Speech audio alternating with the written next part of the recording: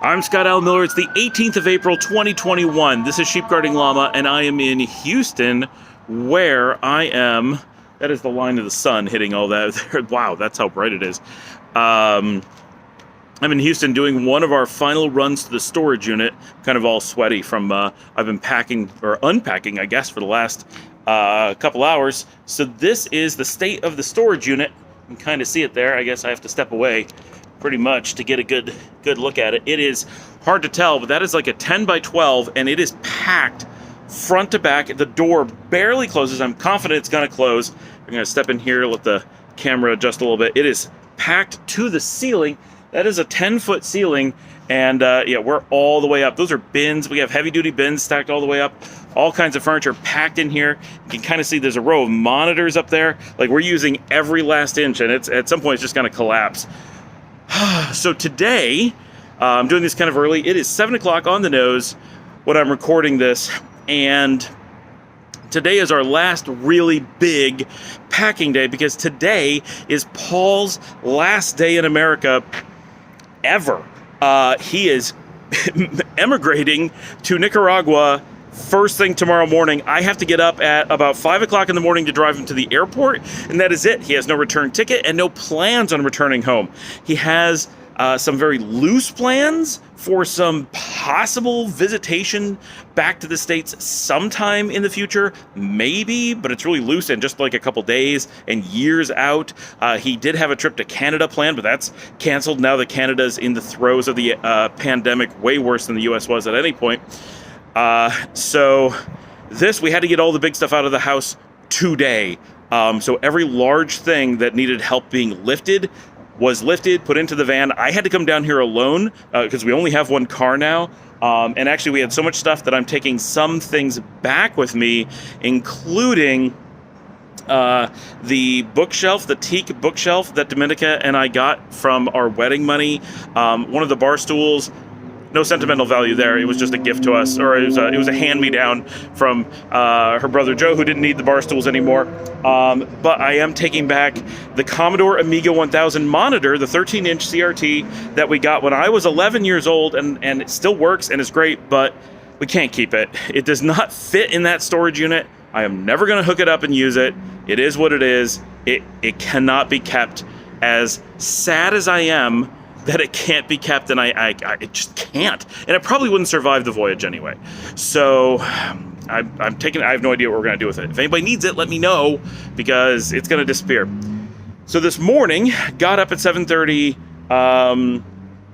got moving, had my first coffee, and then while Paul and Dominica were working on painting, and holy cow is there a lot of painting, and all kinds of caulking and finalizing touches today, I ran out to Whataburger and picked up breakfast, and then swung by and got donuts up on Frankfurt because Luciana prefers donuts, and came back and we had breakfast, and then it was working on home repairs for a couple hours, or just like the little things, the painting and spackling and getting all those kinds of things as much finalized as possible, because Paul's only here today. And then at about noon, we loaded up the van to the hilt, completely packed it in. The big things being, we brought a bunch of the TVs down this time. We brought down the girls' bedroom furniture, their bed, their dresser, their side table, and a few other big items. Those are the really big ones. A few more bins came down. And so I drove that down alone. At about 2 o'clock, I headed down. And it took me, I probably got here about 5:30, and it took me about an hour and a half to unload everything and get it packed in like that. I'm really worried that we don't have enough room for the stuff that is left. And I'm also really worried that what's in there is going to collapse, because it is so precarious. And on top of that, I'm worried that if we do manage to find someone to ship this, which I'm also worried about, that they're not going to be able to handle the mess that's in there. I have a lot of concerns about this particular storage situation. So I drove down. At that time, I finished listening to Sue Grafton X, which is her next to last book in the Alphabet mystery series. I have one book to go. I already have it on Audible, but I'm not listening to it yet. I started listening to Simon Winchester's Pacific because I previously read his book Atlantic and I really liked it. And now that we're moving to Nicaragua on the Pacific coast, gotta read Pacific. So I'm currently reading that. It's about, I think it's 14 or 18 hours long. So it's going to take me a while to get through that one. But glad to be reading that now. So that is my current listen. So this going on this morning, one of the big things, and this was really, this is so hard leaving the house. Because, this is the home. This is now past Peekskill as the home we've owned the longest. And it is by far the home that we lived in the longest by orders of magnitude, right? We lived in Geneseo for 2 to 3 years. But it was never solid. We owned Peekskill for just shy of 10 years, but only lived in it for about 2.5 years. 3 at the absolute longest. I don't think we hit 3 years that we actually lived in the house. Peekskill was weird because we owned it for so long, and 2/3 of the time that we owned the house, we were never in it, not once. So, it was, the whole situation was bizarre from a homeowner standpoint to have owned a house for so long that just had other people in it, or it was empty. It was not us. And by the time we sold it, we hadn't been in it for years, right? The last time I set foot in that house, to the best of my knowledge, was 2015, and only barely at that, right? Because we lived in Texas for part of 2015 before moving to Spain, which was early on. So we may have lived in the house in like January, but I don't think we lived in it in February. And then by March we were in Spain, right? So very early. So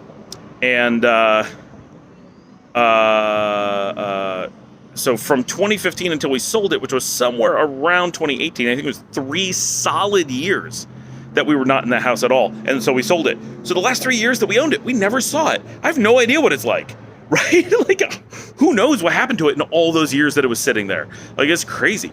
But this house in Texas, we lived here for a while at the beginning, and then we moved away right at the end of 2013. We were gone 2014, 2015, 2016. 2016 is when Rachel's like, you got to come down and see the house.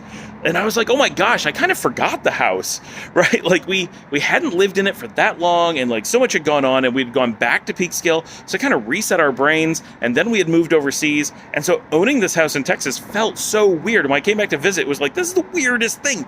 This is our house in Carrollton. I remember coming back to visit, and I wasn't quite sure how to find the house because the neighborhood's really confusing, right? I still remember being like, I'm not completely sure which road to turn on to get to our own house, which is now completely strange because obviously we've been here for quite a while, but we didn't move back. That was just a visit.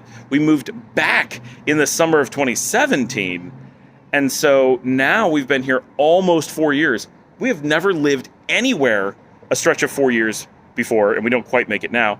But we've also owned it for more than 10. So all of the numbers, plus, we lived in it previously, so you add it all up. And we were visiting it sometimes during that time, because, like, Rachel was living here. Or there, I guess. I'm not there. And so there's a lot of connection to this house in time. There's never been a home as adults that we have anything like this for us. And, of course, it's the house where the kids will always think of their childhood, right? Liesel definitely remembers Peekskill pretty well because she was, she was like 5 and 6 years old when we lived there. So, she was 4. She was just before she turned 5. She turned 5 there, and she turned 6 there, I believe. And then for Luciana, she was so young, she kind of remembers it, but not really clearly. And Liesel knew that she had lived in it previously, but obviously didn't remember. And Liesel doesn't remember the Irving apartment at all either. So for Liesel, there's this little bit of memory of Peekskill and pretty much the Texas house. Plus, of course, she remembers living abroad. And for Luciana, there's just the Texas house, that little bit in Peekskill, and living abroad. But, at the ages they are now, Luciana turns 10 this week, and Liesel is 12 and a half next week. And there's never going to be anything like this house for them in their memory. This will always be what they picture as early childhood, this and the travels, right? And Peekskill really feels like just another place we traveled to because it wasn't that much different. It was about the same time period. It was where we were just before we went to Spain, and we just weren't there for very long. So this morning, one, it was a beautiful day, so I spent a bit of time just standing out front with my coffee and being like, oh my gosh, we're giving up this huge connection to this part of our lives, and we have a lot of furniture that we had to put out because we can't take it with us, right? And one of the big ones is like the nursery cubbies that we got when Liesel was born, right? And it was just a cheap little IKEA cubby thing, but it went in her nursery in Peekskill, and it has stayed with us. It's in perfect condition, and it stayed with us all the way through until today. And we put it out on the street. Hopefully someone picks it up and gets some use out of it. But it's been in the girls' bedroom for 12 and a half years. Like, that's a lot of connection, even though it's just, a cubby system.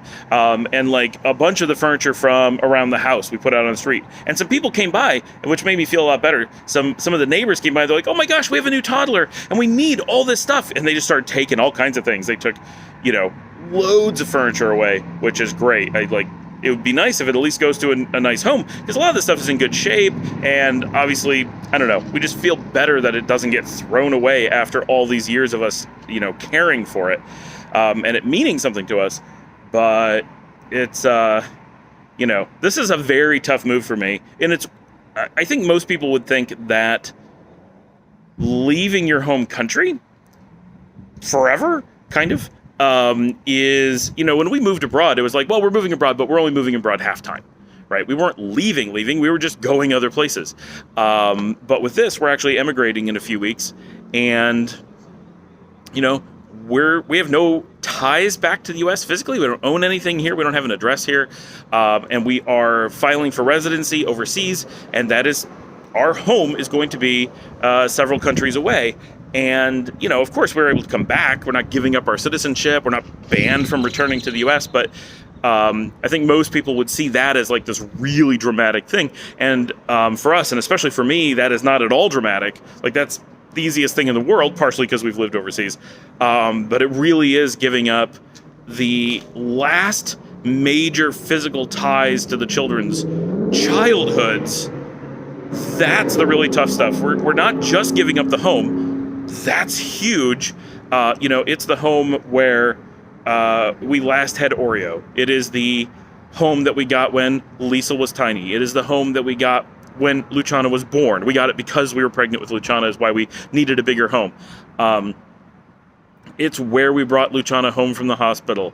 It is where we got our first dogs. It is, when we got Mia and Clive. It is where all of, their growing up has happened. It's where we played board games. It's where we played video games. It's where we would go for walks. It is, just all those things. And I look back on my own childhood and think of, the memories from the farmhouse. And my childhood was always there at the farmhouse. And so it's really hard to think of that not being there anymore. And of course, it's extra hard for me this year because Dad gave up the farm this year. So my own childhood home, which we tore down the farmhouse when I was 8. We moved out of it when I was 7, but almost 8. But we only moved a few hundred feet away. We still had the same pool, the same barn, the same yard, the same cabana for a little while. The only thing that changed was the actual house. And there was always the excitement of the new house, so we never went back to the old one. But my young childhood memories are all in the old farmhouse. And that's been gone for, 38 years or whatever. Wow, oh my gosh. But the farm itself is now gone. And so I feel that now, right, my own childhood has kind of had this breakage, that there's no physical tie to it, and feeling that happening to my own kids is kind of like, it's a really tough thing. I think it's a great opportunity for them to go other places, like just staying in suburban Texas in a house that doesn't really meet our needs, even though we love the house. And that makes it harder, right? We love the house, especially now that we've done so much to fix it up.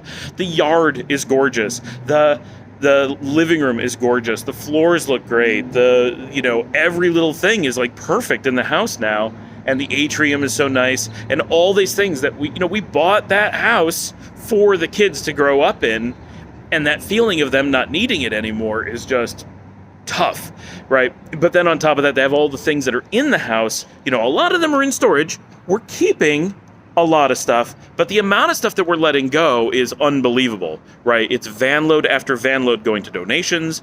There is just the whole front yard is just a pile of things for people to pick up.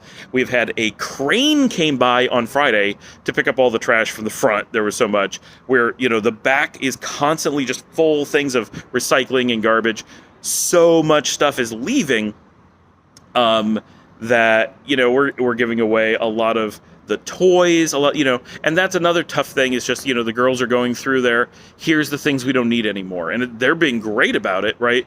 Their Barbies were one of the things. Dominica's like, I think they're going to want to keep their Barbies. And both girls are like, no, we don't. Let them go. But that's a whole piece of their childhood that, they don't play with anymore. No, that was never a big thing. Like the My Little Ponies, they wanted to keep. The Calico Critters, they wanted to keep. The Playmobil, I think it is, right? They kept those things, and we wanted to keep them because when we have grandkids, we want them to be able to play with them. So those things are all in storage, and we're not completely severing from them. Of course, we are taking the risk that the storage doesn't get there, right? So that's terrifying. But there are so many things that we have to let go of, and it's the little things, right? You're used to a house full of things that connect you to the past and can, have this continuance of, I sat that on the shelf the other day. I sat that on the shelf 5 years ago. And, the kids, as I'm cleaning up, it's like, on my shelf in my office, here is just a little heart that Luciana made that says, I love my dad, and I've had that on my shelf potentially for like 7 years, right? Some of that stuff's been there for a really long time, and I've been not storing it there specifically, but I keep it there because it means something. And now that we're moving, it's like all those things, of course, I'm not throwing it away, but it has to go into a bin. It has to lose that connection. There's just so much disjointing in life from all this. It's hard, right? This is definitely one of those really emotional kind of things. If I didn't have kids, I think the move the permanent move overseas would be really easy, right? All this stuff, like whatever. And, there's a lot of things that, Dominica and I have been together 20 years in like 2 months. And so we have a lot of nostalgic things between us, but it's not the same because we were adults. And it's like, we found, in packing this, we found all kinds of stuff like, here's all the brochures from our honeymoon. Like, wow, that's really cool. We kept a few of them. But we're not like, we have to keep it all, every little thing ever from all of our years together. We're like, no, we can let almost all of it go. But now we're letting go of all the furniture, right? All of our kitchen chairs that we've had since we got married. We got rid of all of them this week. We did keep the kitchen table. That is stored right there in the corner. I'm going to see if I can, right there, packed in. That is one of the very few pieces of our furniture that we kept, and even that was a close one. But, tons of the furniture that we have had since we got married, we just can't. But that's not nearly as hard. It's the kids' stuff because it's you feel it for them. Their connection to the past is not going to be as strong, but they get so much more of a future. Everything's a trade-off, but it's a moment where we really know that trade-off that we're making, and it's emotionally draining. So I'm going to button this up. I am going to get on the road back up north, get home and get back to packing and working on stuff because there's a lot to do. I have to take Paul early in the morning. We are going to be in the house for at least 3 or 4 days. Then hopefully we have it basically ready to go, but we're not going to put it on the market this week. We are going to go down to Houston, celebrate Luciana's birthday as well as Garrett's birthday and Clara's birthday. So I don't know if we're going down for like 2 days or 3 days, maybe 4 days, but we're going to spend a few days down in Houston, hang out with the family. They do have school, so we can't spend too much time there. And then we are going to come back and completely finish everything in the house, which may be basically ready to go at that point. I really, really hope. I'm sure I have to do at least one more run down to storage because there's no way we're done. And then we're hoping in less than 2 weeks. So if things go well, between 10 and 12 days from now, we will have visited the family in Houston. We will have finalized the house. We will have put it on the market. We will have loaded up the van and already be on the road to New York to go see my dad, who only knows that we're coming when we are because I'm making this video and posting it. So surprise. And then we're going to be in New York for we don't know how long, but we will be immediately starting the process of trying to book the charter flight. Hopefully the house sells. We have to get the charter, and we have to sell the car, and we have to get to wherever the charter is. That's pretty much it, though. We're at that point. So, and we have to be because the hotel supposedly is going to be ours really soon, and Paul gets there tomorrow. Yeah, the adventure begins right now. I'll see everybody. I'll probably do another video tonight because there's so much time left, and who knows what all will happen between now and then. But if I don't, I'll see everybody tomorrow.